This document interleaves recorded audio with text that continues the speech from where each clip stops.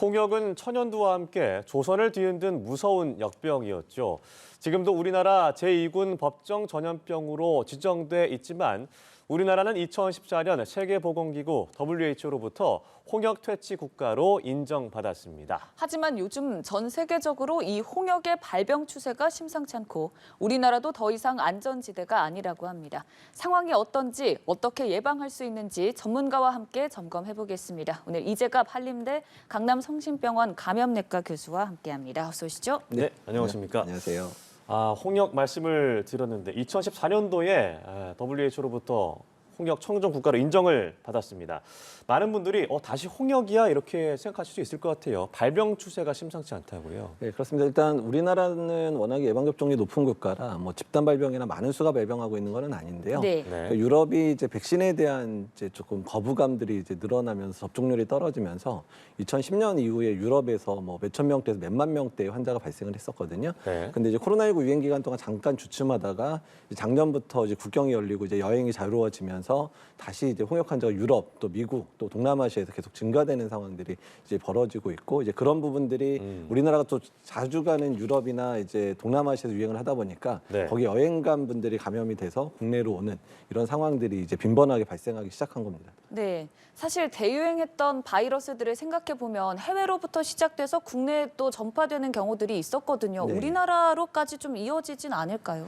일단 우리나라는 소아에서의 예방접종률이 2차 예방접종 완료율이 98% 넘는 네. 국가고 저희 전 세계에서 가장 홍역 예방접종을 잘하는 국가여서 예. 국내에 아주 대규모의 유행이 있을지는 않을 텐데요. 근데 비슷한 사례가 2018년도에 국내에서 해외에서 유입된 사례들 때문에 이제 6개월에서 11개월 사이에 신생아들이 이제 집단 발병하는 사례가 병원에서도 벌어진 적이 있고 그다음에 한 대학병원에서는 20여 명의 직원들이나 의과대학생들이 실습 나온 의과대학생들이 한 20여 명 발병했었던 적들이 2018년에 있었거든요. 근데 이제 이런 부분들이 이제 해외에서 유입된 사례들이 이제 바이러스 배출이 한참 이제 심할 때 취약한 사람들 또는 이제 그런 사람들 만나게 되면 국내에서도 아주 대규모의 지역사회 유행은 아니지만 일부 시설이나 이런 데서 집단 발병은 가능하겠다. 그래서 네. 2018년에 한 400명 넘게 국내에서도 네. 10년 만에 가장 많은 환자가 발생을 했던 적이 있어서 이번에도 이제 비슷한 상황이 국내에서도 발생하지 않을까 이제 우려가 되는 상황이라 보시면 될 것 같습니다. 이 홍역 발병 사례가 워낙 오래되다 보니까 홍역은 많이 들어봤는데 정확히 어떤 감염병인가 궁금하신 분들이 있을 것 같아요. 홍역은 이제 초기 증상은 이제 감기랑 거의 유사합니다. 네. 콧물 나고 그다음에 기침하고 예. 그리고 이제 결막염 같은 거 생기고 있다가 이제 3, 4일 지나서 발진이 나기 시작해야 사람들이 이게 이제 홍역이구나 이렇게 발진이라고 하면 두드러기 같은 건가요? 예, 울긋불긋하게 이제 얼굴부터 붉은 반점이 전신으로 퍼져나가는 패턴이고 입안에는 하얀색 반점들이 보이겠는데요. 네. 근데 사실 이제 발진 나기 전부터 전파력이 있고 발진이 나야 홍역이라고 알게 되기 때문에 이제 진단이 늦어지다 보니까 그 전에 이미 많은 사람들이 감염이 되는 패턴들을 보이고 있어서 이제 그런 부분들이 홍역을 퇴치하기도 힘들고 또 홍역을 관리하기가 힘든 측면들이 있습니다. 네, 교수님께서는 홍역에 걸려본 적이 있으신가요? 네, 저도 이제 유치원 때 걸렸는데 이게 이렇게 기억이 좀 나십니까? 예, 그러니까 기억이 나는 이유가 유치원 때 유치원에 가 애들이랑 노는데 유치원을 네네. 일주일 동안 못 갔었던 기억이 있어서 아직도 홍역 때문에 유치원 못 간 게 기억이 납니다. 그럼 이제 얼마나 아팠고 증상이 어땠는지까지는 좀 기억나세요? 잘 기억은 안 나는데 초기에 고열이 났었던 건 기억이 나고요. 제가 이제 밤에 약간 헛소리를 할 정도로 저희 어머니가 얘기하기를 헛소리를 할 정도로 고열이 나서 엄청 고생했다. 네. 2, 3일 지나서 이제 조금 열 떨어지니까 이제 정신 차리고 밥도 잘 먹고 이랬다 이런 얘기는 어머니한테 들은 적이 있습니다. 저는 걸렸던 기억이 없어서 그런데 이제 기억력이 굉장히 좋으시네요. 근데 이제 궁금한 게 유치원 때라고 하셨는데 그럼 성인들은 잘 안 걸리는 감염병인가요? 예, 일단 이제 대부분 어렸을 때 이제 감염이 됐든 이제 백신을 맞은 분들이 많고 특히 저희가 어렸을 때는 홍역이 꽤 우리나라 유행을 했기 때문에 예방접종도 네. 하고 이제 계속해서 감염된 사람들에 노출되면서 중간중간에 항체가 올라가는 그런 빈번하게 일어났기 때문에 오히려 40, 50대 어른들은 거의 홍역에 다시 걸릴 만한 일들은 없는데요. 근데 이제 지금 20, 30대 같은 경우는 어렸을 때 예방접종만 하고 그 이후에 거의 홍역 유행이 없다 보니까 네. 중간중간에 이제 바이러스에 노출되면서 예방접종에 했던 효과들이 조금 더 이제 노출되면서 항체가가 올라가야 되는데 이제 그런 일이 없잖아요. 그러다 보니까 오히려 해외여행을 잘하는 20, 30대가 해외여행 가서 아주 심한 환자하고 접촉을 하게 되면 오히려 20, 30대가 지금 가장 많이 걸리는 연령대가 되고 있습니다. 그럼 궁금한 게 이제 변이가 된 게 아니라 네. 내 몸의 작용이 그게 바이러스 들어와도 걸릴 수 있는 환경이 됐다 이렇게 그런 이해하면 거죠. 될까요? 예, 그러니까 이제 항체가가 이제 낮아진 상태로 네. 여행을 가다가 바이러스 배출이 많은 사람이랑 접촉을 하다 보니까 항체가 없는 것도 아닌데 돌파 감염이 일어나는 사례들이 최근에 발병이 되고 이게 이제 홍역을 잘 조절하고 있는 선진국형 발병 패턴이라고 얘기를 하긴 합니다. 네. 예. 사실 뭐 증상이 감기랑 비슷하다고 하셨는데 그러면은 또 자연스레 궁금해지는 부분이 전파력도 감기랑 비슷한 수준인 건지 어떻게 없는 건지가 좀 궁금하거든요.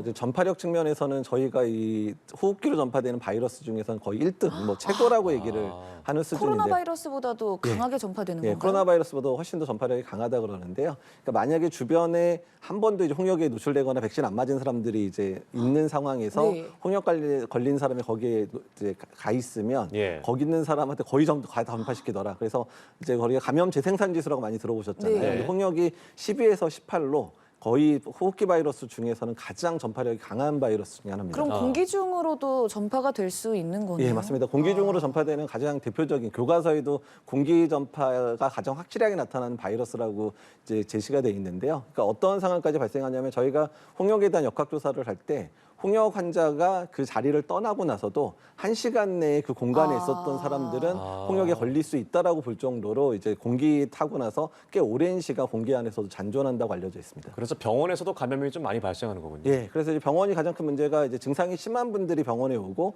그리고 입원을 하다 보니까 이제 의료진들도 예방접종 대부분 다 확인한 상황인데도 불구하고 네. 2018년도에 이제 의료진들이 이제 항체가가 낮은데 아주 심한 홍역 환자랑 맞닥다 보니까 의료진들의 감염이 생각보다 많이 발생했던 경우들이 있었습니다. 네, 사실 뭐 저희 나이대가 다 어렸을 때 홍역 그 예방 접종은 다 맞았을 거로 저 생각되는데 정확히 기억은 없습니다만. 네.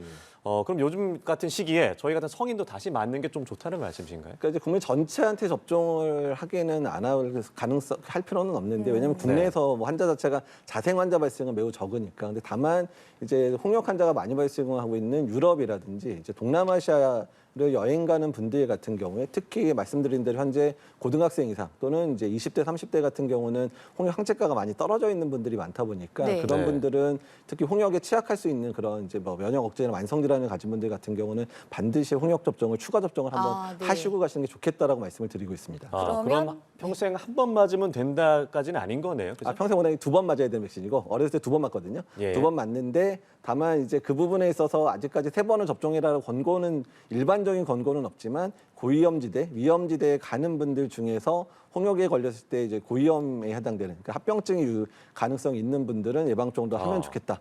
이렇게 말씀을 드리고 있는 겁니다. 네, 해외여행을 가시는 분들에 한해서는 다시금 추가 예방접종을 권고하는 상황이고요. 네, 예. 그게 아닌 이상은 어렸을 때 맞았던 예방접종으로 우리가 좀 대비를 할 수 있는 건지 아니면 추가적으로 마스크를 끼고 다닌다든지 대비책이 필요한 건지도 말씀을 해주시죠. 그러니까 사실 뭐 국내 상황에서는 그러니까 아주 이제 심각해서 바이러스를 막 이제 한참 배출할 때 그런 환자랑 만나지만 않으면 국내에서 네. 전파될 사례는 많지는 않습니다. 네. 그래서 국내 자생 사례도 2018년에도 대부분 유입 사례고 유입 사례랑 직접 만나는 가족이라든지 또는 거의 아이들 뭐 아니면 병원 이런 데서만 환자가 발생을 했었기 때문에 일반적으로 뭐 마스크를 더 착용하게 하거나 이럴 정도는 아니기는 하고요. 다만 이제 자기가 홍역이 의심되는 분들이 빨리 진단을 받아야 그게 남한테 제일 전파를 안 중요하겠네요. 시킬 수 있으니까 네. 그래서 해외여행 갔다 와서 고열이 나고 그다음에 이제 발진이 나기 시작한다 그러면 바로 진단을 받아서 홍역이 아닌지 여부를 확인해 주시는 게 이제 주변 사람들 보호하는 데는 가장 중요한 측면이라 할 수 있습니다. 네, 물론 걸리면 안 되겠지만 만약에 이제 감염이 됐다라고 한다면 병원에 가면 바로 치료를 받을 수 있는 건가요? 네, 일단 사실 홍역은 특별한 치료제가 있지는 않고요. 이제 급성기에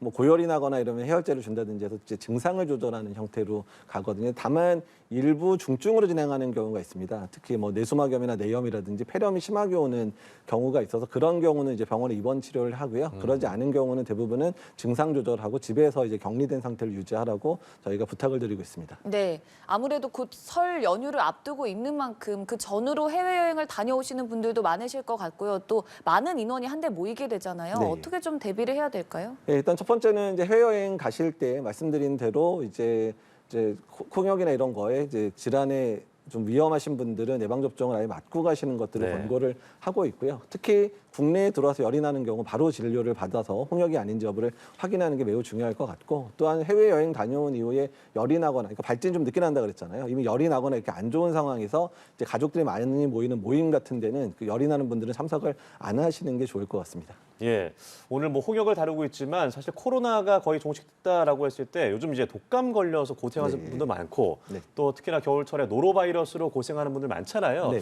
좀 개인 위생 수칙 어떻게 지키는 게 좀 좋을까요? 예, 일단은 지금 이제 뭐 위장관 감염에 해당된 노로바이러스 같은 경우는 음식을 통해서 오염된 음식을 통해서 전파되는 양상이니까 되도록이면 음식들 대부분 익혀서 드시는 게 가장 좋을 네. 것 같고 또 조리하시는 분들 손위생 잘 네. 해주셔야 되고요. 그다음에 호흡기 바이러스는 독감도 유행을 하고 있고 지금 코로나19로 인한 입원 환자가 독감 환자보다 더 많은 상황들이 지금 일어나고 있는 상황이라서 일단 호흡기 바이러스 유행할 때 특히 고위험군들은 예방종 안 하셨으면 꼭 예방종 해주셔야 되고 그다음에 마스크 사람 많은 곳 갈 때 마스크 착용 꼭 해주셔야 되는 부분들 고위험군들은 기억을 해주셔야 될 것 같습니다. 네, 무엇보다 개인 위생 방역 수칙을 지키는 게 중요해 보입니다. 지금까지 이재갑 한림대 감염내과 교수와 함께했습니다. 고맙습니다. 네, 감사합니다. 고맙습니다.